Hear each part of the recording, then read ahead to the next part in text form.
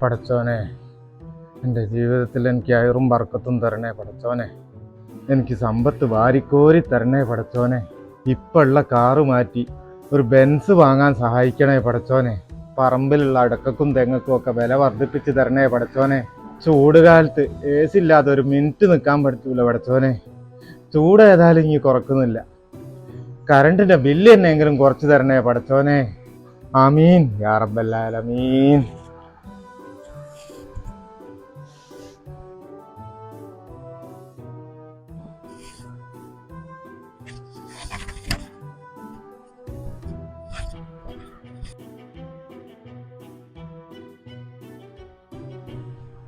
സാറേ,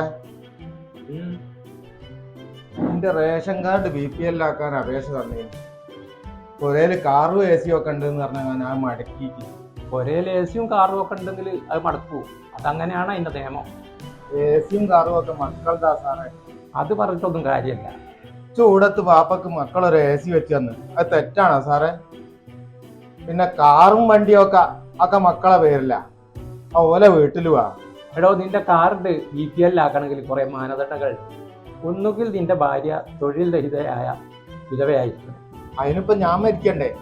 അപ്പരിപാടി നടക്കൂല. ഓ എന്റെ ദൈവമേ, ഇത് വലിയ തലവേദന ആയല്ലോ. നിങ്ങൾ എന്തെങ്കിലും വയ്യുണ്ടോന്ന് നോക്കൂ.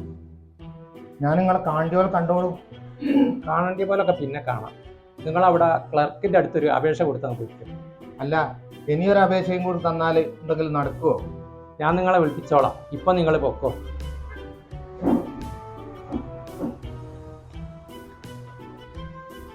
പടച്ചോനെ, ഈ അപേക്ഷെങ്കിലും പരിഗണിച്ച് എന്നെ എങ്ങനെങ്കിലും ഒരു BPL തന്നെ ആക്കി തരണേ. വത്സ, അതാരാപ്പത്?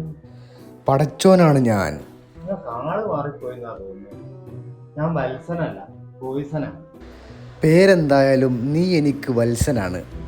രാവിലെ നീ സമ്പത്ത് വർദ്ധിക്കാൻ വേണ്ടി പ്രാർത്ഥിച്ചു.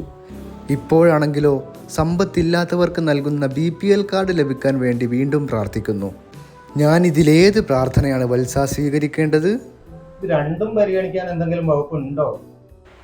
ഈറ്റ ഓരോന്നിനെ പഠിച്ചു വിടണം എന്നെ പറഞ്ഞാൽ മതിയല്ലോ. ഓടാ വീട്ടിൽ.